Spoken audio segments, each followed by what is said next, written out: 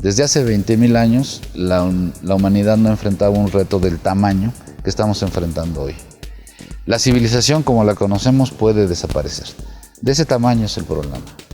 Pero así como nuestros antepasados se las ingeniaron para vencer glaciaciones, grandes sequías y problemas gravísimos, epidemias que ya ni nos imaginamos, así nosotros tenemos que ser lo suficientemente creativos, audaces, innovadores, para enfrentar este reto y vencerlo. En ello va toda la historia que hemos venido desarrollando y nuestra posibilidad de construir un mundo aún mejor que el que hoy tenemos.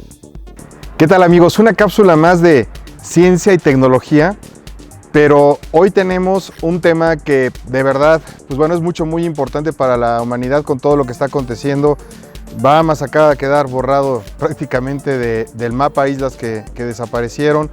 Llegan ahora huracanes y lluvias hasta el norte, en la costa este de los Estados Unidos y Canadá, donde nunca ocurría este tipo de fenómenos.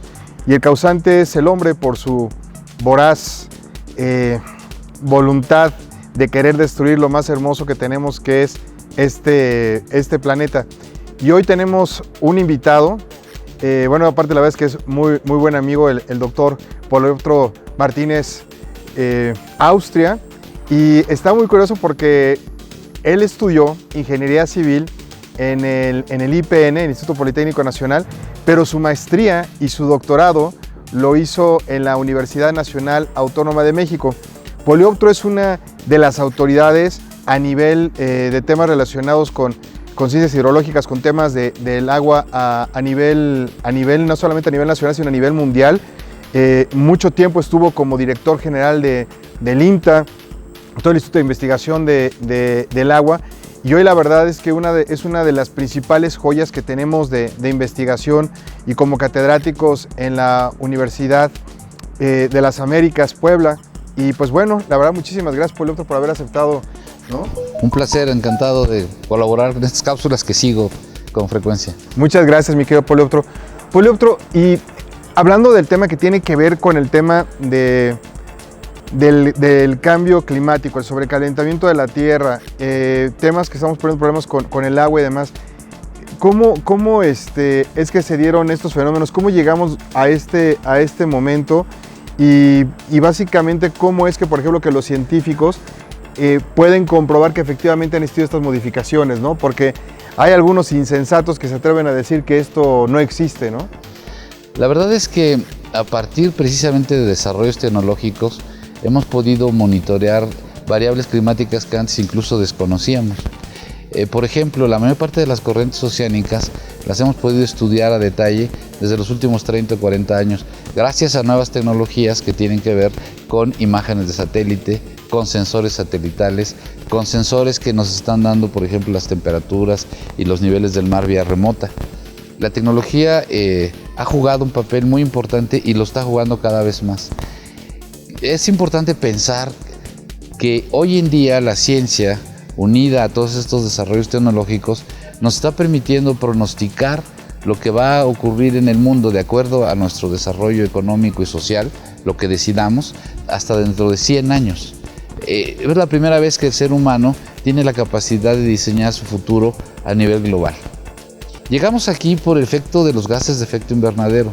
Nuestro desarrollo social y económico se basó en básicamente la producción de energía de productos derivados del petróleo, ya sea gas o sobre todo petróleo. Eso combinado con el crecimiento poblacional y ciertos patrones demográficos como la concentración en las zonas urbanas ha hecho que los riesgos para los seres humanos se incrementen de manera muy notable. Pensemos que ahora hay grandes ciudades que no existían y que ahora son mucho más vulnerables a todos los cambios climáticos. Hay lugares que son particularmente delicados, como todas las zonas costeras, donde además de los fenómenos meteorológicos extremos, tenemos la elevación del nivel del mar. Bueno, pues hoy en día, gracias a la tecnología satelital, podemos determinar la temperatura, la evaporación, la precipitación en prácticamente cualquier lugar del globo. Esa información la introducimos a nuestros modelos que gracias a las supercomputadoras permiten correr millones de operaciones en unos cuantos segundos, y con eso podemos hacer pronósticos de qué puede ocurrir no solo dentro de 100 años, sino con mucho más detalle dentro de las próximas horas. Los pronósticos meteorológicos, que antes eran casi completamente subjetivos, basados en la experiencia de los meteorólogos, ahora son casi completamente objetivos. Con toda esta información que se recaba vía satélite, enviada por los barcos, desde aviones, desde estaciones específicas, se introduce a los modelos de circulación global y podemos pronosticar con mucho detalle no solo la lluvia, sino su cantidad y en dónde va a ocurrir. Ahora, tú como miembro del Sistema Nacional de Investigación, aparte eres SNI 2 del CONACYT, ¿qué están haciendo los científicos, los investigadores en México para contribuir a nivel mundial a resolver este problema, Polioptro? Bueno, hay grupos mexicanos que están contribuyendo fuertemente en el refinamiento de los modelos globales. Habemos otros que estamos trabajando no tanto en esa parte, sino en los impactos. Estamos trabajando en, ya tenemos una idea de lo que va a ocurrir, ahora qué podemos hacer para volvernos más resilientes, para disminuir nuestra vulnerabilidad. Entonces están desarrollando modelos, por ejemplo, lluvia y escurrimiento. Otros estamos monitoreando los efectos del cambio climático ya en localidades específicas. Por ejemplo, aquí en la UDLAB, nuestro grupo de investigación está analizando los patrones de precipitación y de temperatura en regiones específicas del país. Toda la cuenca del Golfo, el noroeste, el norte de México, que son los más vulnerables. Y podemos determinar cuál es la relación entre lo que los modelos estaban prediciendo y lo que está ocurriendo. Y tomar medidas de control, digamos, local. Es más o menos evidente que, por ejemplo, los efectos de sobrelevación del nivel del mar van a afectar estados como Tabasco, por ejemplo, y tienen muy poco efecto en otros lugares, por ejemplo, en Baja California o en las costas de la península. Entonces identificamos las regiones, los peligros que hay. Y dentro de esos, pues prácticamente todo el tipo de peligro que el cambio climático puede producir en términos de temperatura. Hay cada vez ondas de calor más peligrosas, mortales en muchos casos, precipitación, déficit de precipitación. Estamos entrando en México en un periodo de sequía muy intensa. En este momento el 70% del país tiene algún déficit de lluvia, entre lluvia menor a la normal hasta lugares donde ya tenemos sequías extremas. En lugares inesperados para una parte de la gente, por ejemplo, en Chiapas, en Tabasco, tenemos una sequía muy intensa. Y esa información la cotejamos tanto en modelos y luego pronosticamos lo que va a ocurrir y luego tomamos decisiones sobre qué conviene hacer. Cómo restringir el uso del agua, cómo distribuirla mejor. En este momento, por ejemplo, hay una restricción que entra en vigor hoy para el agua de Cutzamala, para la Ciudad de México y para el Estado de México, que tienen ese abastecimiento. Todo eso lo que nos está permitiendo es prever que si la sequía continúa, que nuestros modelos dicen que va a continuar todavía algunos meses, podamos garantizar el suministro de largo plazo y no simplemente nos acabemos el agua y después tengamos problemas más graves. Entonces todos estos planes, todos estos programas son producto de la ciencia y de los grupos de investigación que trabajamos de manera muy conjunta. Nosotros aquí en la universidad tenemos un grupo, pero trabajamos con expertos de México y de otros lugares, por ejemplo la Universidad de Arizona, la Universidad de Miami. Estamos trabajando con un centro de investigación en Costa Rica, con algunas personalidades que conocen muy bien el manejo del agua en Sudamérica, en Argentina, y parte con otras instituciones en México, claro. O sea, de hecho, por ejemplo, yo sé que tú estás muy activo a nivel mundial, cerca de la ONU, porque inclusive has traído la cátedra UNESCO. Y básicamente me imagino lo que están haciendo es que están uniendo, me imagino que conocimientos e información a nivel mundial para poder literalmente salvar a la humanidad, ¿no? Se me pone china la piel al pensar lo que pasó ahora con la selva del Amazonas, con las selvas en África Central, donde estamos perdiendo prácticamente 40% de los pulmones del mundo. Y ahora que lo mencionas, ¿cuántos problemas hemos ocasionado, no? Se eleva el nivel del mar. Tabasco precisamente está debajo del nivel del mar, Nueva Orleans está debajo del nivel del mar, el mismo Londres también tendría severos problemas, sequías que ahora afectan directamente a la agricultura. Te quiero hacer esta pregunta: ¿la tecnología puede salvar a la especie humana y que pues ayudemos a que todos estos efectos nocivos que durante décadas y décadas de estar intoxicando a nuestro planeta se pudieran revertir, Polioptro? ¿Es factible? Yo creo que la tecnología en estos momentos es la única vía de solución. Desde luego hay procesos sociales como que la gente esté convencida, que trabaje en desarrollar nuevos patrones de consumo, por ejemplo.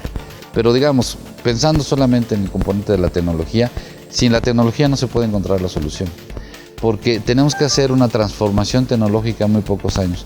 Y hay signos muy optimistas de que lo vamos a lograr. Por ejemplo, en unos pocos años, tal vez en menos de 10 años, los autos eléctricos van a ser competitivos en términos de consumo y en términos de valor de compra respecto de los autos que utilizan gasolina o diésel. Entonces dentro de pronto iremos viendo cómo esta industria se va transformando a industrias de energía limpia. La generación de energía eólica, que ya se está extendiendo muchísimo, nuevas celdas solares que además de que son mucho más eficientes, duran muchos más años en funcionamiento, y en el campo, digamos, de la hidrología y de la hidráulica, generación vía las mareas, generación a partir del oleaje. Entonces yo creo que vamos avanzando en la dirección correcta. Desafortunadamente lo que necesitamos para ir a la misma velocidad a la que los procesos naturales están avanzando, necesitamos más personas capacitadas, más investigadores, más técnicos que se incorporen a los procesos y desde luego más recursos económicos, porque toda esta investigación, todo esto cuesta, ¿no? Pero hoy estamos yendo en el sentido contrario, ¿no? Ni se está estimulando la investigación, ni hay más inversión en centros, por ejemplo, como CONACYT o como INAOE, y más bien se tienen que estar ustedes dedicando a estar haciendo milagros. Yo veo que el panorama para ustedes, la verdad, es como cuesta arriba, ¿no? ¿Cuál es la realidad de los investigadores a nivel mundial, particularmente en México y en Estados Unidos, por ejemplo? A nivel mundial yo creo que camina en la dirección correcta. Las inversiones para nueva ciencia y tecnología, para el cambio climático en Alemania, en Francia, en Rusia, en general en toda esta región del mundo son crecientes. En el resto de Latinoamérica, quitando a México, a pesar de que hay limitaciones en cuanto a recursos económicos, sigue avanzando y se sigue invirtiendo en la medida de las posibilidades. Por ejemplo, uno de los principales expertos en modelación de clima trabaja en la Universidad de Costa Rica, que no tiene muchos recursos, pero se apoya con investigadores de otros países. Lo que nos puede hacer salir adelante es poder establecer redes de investigación globales, en lo que los investigadores colaboremos unos con otros y podemos sumar los fondos disponibles. Eso es lo que estamos haciendo con la Cátedra UNESCO en Riesgos Hidrometeorológicos. Esta cátedra en realidad es un programa de investigación, formación de recursos humanos y difusión de la ciencia. Y es un programa internacional. Entonces estamos trabajando con universidades de prácticamente todo el mundo. Pero además la Cátedra UNESCO, la nuestra, se liga con otras cátedras UNESCO que tienen fines, digamos, similares o complementarios.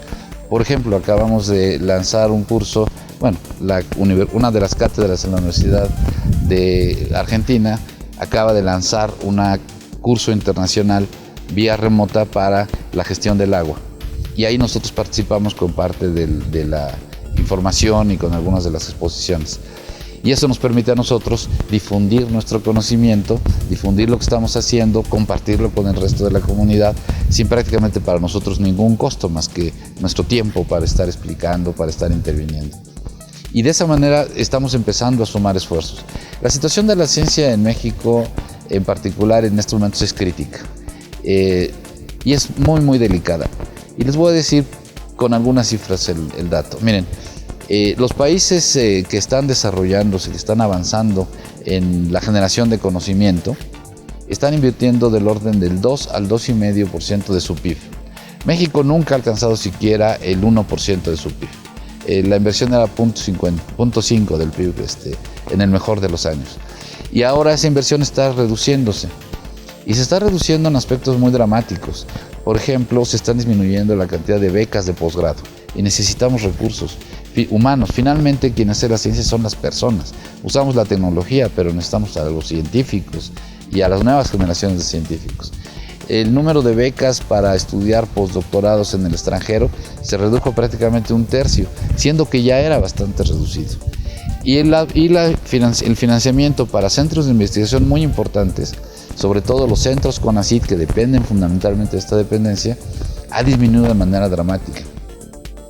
Y además se está introduciendo un concepto, digamos, de ciencia que yo diría prácticamente de pseudociencia. Se está hablando de reincorporar los saberes ancestrales y términos suficientemente vagos para que expliquen casi cualquier cosa, pero no signifiquen nada, ¿no? Entonces, mientras en otros lugares se está avanzando en la ciencia de punta, de frontera, en México algunos de los que dirigen la ciencia están tratando de regresar a saberes ancestrales que, si hubieran sido tan eficientes como ellos suponen, pues hubieran llevado a las sociedades ancestrales a una situación mucho mejor que la que nosotros tenemos, y no es el caso. Una sociedad que no genera conocimiento es una sociedad que está garantizado, se va a retrasar en todos sus aspectos, los económicos, los sociales, la democracia, todo depende del conocimiento. Vivimos en la era del conocimiento, pero además estamos en una revolución industrial que va a unas velocidades asombrosas. Hoy en día el conocimiento se duplica cada 3, máximo cada 4 años. Eso da una velocidad a la que nosotros tenemos que mantener ese ritmo. Los que generamos conocimientos, los trabajadores del conocimiento, tenemos que estar trabajando ese ritmo para mantenernos en la misma velocidad que el resto de la comunidad científica del mundo. Si no tenemos recursos, eso no se va a poder hacer. Nosotros en la Universidad de las Américas Puebla somos privilegiados porque aquí se entienden bien las cosas, aquí se está trabajando en la dirección correcta. Y con las limitaciones que puede tener una institución que no depende de un casi ilimitado recurso público como otras, con esas limitaciones estamos haciendo mucho, estamos generando conocimiento y se están impulsando áreas no solo como la que yo estoy dirigiendo, sino áreas de punta que son esenciales para el desarrollo de la economía futura, la biotecnología, la nanotecnología, que son áreas de alta competencia en nuestra universidad y que están siendo impulsadas directamente. Por ejemplo, nuestro doctorado en biología molecular es único, tiene unos niveles muy altos, unos estándares muy altos. Quisiéramos tener más recursos, creo que todos los investigadores siempre queremos tener más para poder hacer mucho más, pero este mismo panorama que yo veo para nosotros como muy optimista, como que vamos a seguir produciendo, lo contrasto con el estado de ánimo de mis amigos, de mis compañeros de las universidades públicas, de los institutos públicos, y realmente el contraste es deprimente. Nosotros estamos aquí hablando de generar nuevo conocimiento, de impulsar nuevas iniciativas, de estar trabajando con los mejores del mundo en los proyectos más importantes, y veo a mis compañeros de las otras universidades públicas, de los centros públicos, los veo desanimados, los veo sin recursos, los veo batallando por cosas elementales como pagar la luz o poder reproducir o reparar algún aparato.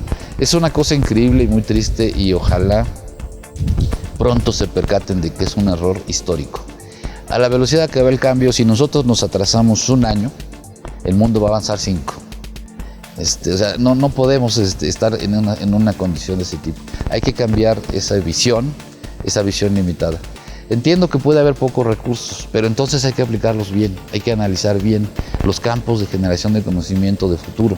Y ahí estamos hablando de medio ambiente, de sustentabilidad y las tecnologías del futuro, de tecnologías de la información, seguridad en tecnologías de la información, manejo de grandes bases de datos, big data y nanotecnología. Esto que mencionas, por ejemplo, con estas tendencias tecnológicas, Polióptero, ¿hacia dónde ves que va la tecnología precisamente en tu campo de acción? O sea, ¿cuáles digamos, son las cosas que tú estás viendo que van a ocurrir a corto plazo y lo que tú esperarías que ocurriera en el largo plazo, con el uso específico de qué tecnologías? Yo creo que mi campo, el de la sustentabilidad, de medio ambiente, de agua, está en el proceso de integración de tecnologías, de integración con otros campos de conocimiento. Por ejemplo, estamos empezando a utilizar drones no solo para monitorear o revisar campos agrícolas, sino incluso para poder fertilizarlos de manera puntual, específica, lo cual, además de incrementar la producción, va a permitir que se contamine menos, porque no tienes que poner una avioneta a repartir fertilizante o fumigar grandes campos, sino que el dron lo puede hacer casi planta por planta, árbol por árbol. Cada vez cuesta más trabajo, por ejemplo, conseguir personal o personas dispuestas al trabajo del campo para recolectar alguna cosecha. Se están desarrollando robots para que lo hagan. Las tecnologías de Big Data son también muy importantes. Poder manejar la información de miles de estaciones climatológicas o de miles de estaciones de control de calidad del agua, que cada una de ellas reporta 20 o 40 parámetros y en tiempo real, estás hablando de millones de datos. Eso solo se puede manejar con tecnologías de Big Data. Son importantes también otras tecnologías que se están desarrollando y que nos están ayudando a integrarnos en manejo del agua. Por ejemplo, la nanotecnología, y aquí en la Universidad de las Américas Puebla lo estamos haciendo, se está empezando a aplicar para el tratamiento de aguas. Y eso nos va a permitir retirar del medio ambiente contaminantes muy peligrosos que la tecnología actual no puede.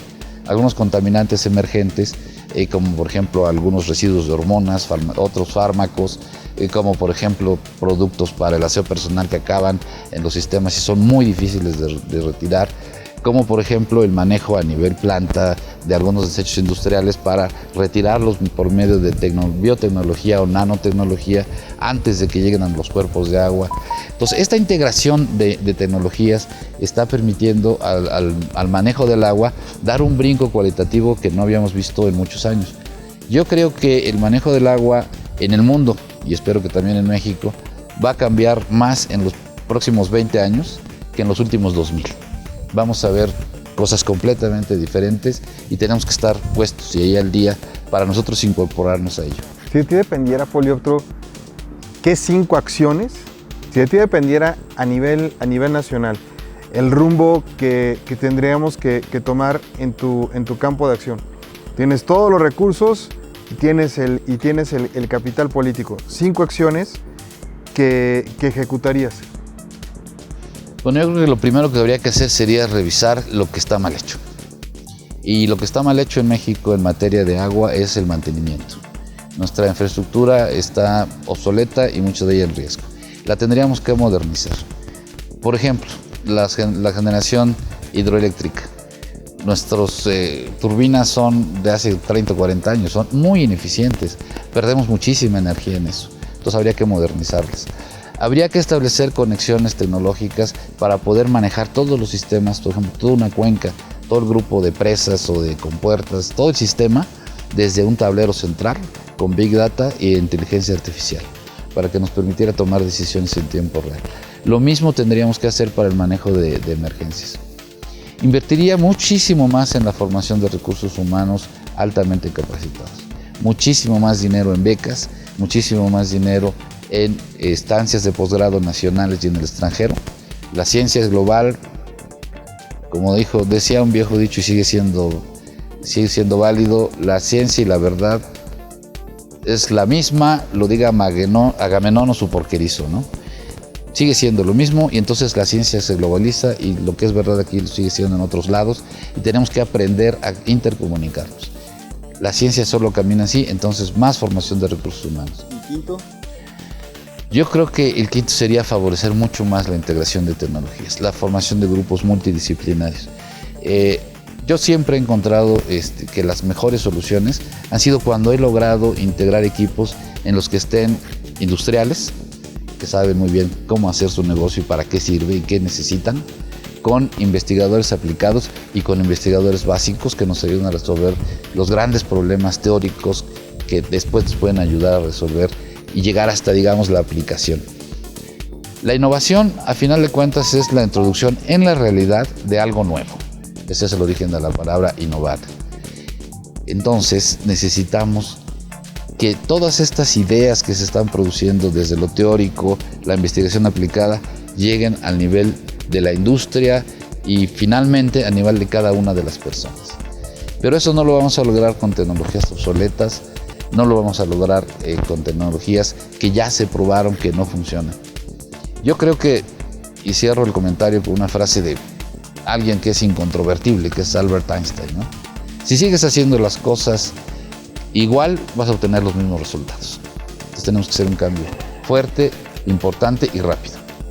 La verdad es que es un privilegio que estés con nosotros en la Universidad Polioptro, no solamente por tus conocimientos y tu liderazgo, sino por tu calidad humana, ¿no? Y la solvencia moral que gozas entre todos tus colegas, ¿no, Polioptro? Y en verdad espero también que de verdad este video pueda llegar a las personas que toman las decisiones porque de repente sí da vergüenza que funcionarios públicos de alto nivel, cuando ven inversiones en ingeniería eólica, estén diciendo que le están robando el aire a cierta población. Entonces, pues eso da cuenta del nivel, ¿no?, de las personas que están tomando las decisiones en este momento, y espero que pues esto dé un giro de 180 grados por el bien de nuestro país y sobre todo por el de las generaciones que están por venir, ¿no?, porque las consecuencias sí podrían ser desastrosas. Lugares que podrían ser hermosos y demás están en peligros de perder toda esa majestuosidad. Valle de Guadalupe por un tema de sequía. Del otro lado, los cultivos en Oaxaca, Chiapas también con esos problemas. Lluvias están ocurriendo donde no deberían ocurrir, sequías donde están ocurriendo donde antes no ocurrían sequías en esta temporada. Y lo peor de todo es de que en América Latina y en buena parte de África seguimos dependiendo del tema de lo que es la tecnología temporal, si lo podríamos llamar así, ¿no? No se están haciendo las inversiones necesarias. Yo quisiera, Polioptro, tener la oportunidad de volver a platicar contigo más adelante y que habláramos específicamente del tema del agua, que también es un tema que a mí me preocupa muchísimo y a mucho también de nuestro auditorio que nos está viendo, ¿no? ¿Cómo poder resolver ese problema del agua? Que nos enfocáramos primero a nivel nacional y luego a nivel mundial, para que nos dieras pues una cátedra de este tema, porque también me parecería muy interesante que sea de conocimiento general, Polioptro, ¿no? Con mucho gusto, y agradezco muchísimo la oportunidad. Yo sé que tienes un auditorio muy amplio, entonces eso me da mucho gusto que lo que digamos aquí pueda alcanzar a muchas otras personas. Y sí quiero dejar la sensación, ojalá la certeza, de que estamos viviendo, nuestra generación y la que sigue, está viviendo uno de los retos más grandes en la historia de la civilización. Desde hace 20.000 años, la humanidad no enfrentaba un reto del tamaño que estamos enfrentando hoy. La civilización como la conocemos puede desaparecer. De ese tamaño es el problema. Pero así como nuestros antepasados se las ingeniaron para vencer glaciaciones, grandes sequías y problemas gravísimos, epidemias que ya ni nos imaginamos, así nosotros tenemos que ser lo suficientemente creativos, audaces, innovadores, para enfrentar este reto y vencerlo. En ello va toda la historia que hemos venido desarrollando y nuestra posibilidad de construir un mundo aún mejor que el que hoy tenemos. Señoras y señores, un héroe sin capa, el doctor Polioptro, ¿no? Ya lo vieron por su conocimiento. ¿Nos promete regresar con el tema del agua? Será un placer. Encantado. Gracias. Ahí lo tenemos. Muchas gracias, amigos, por acompañarnos.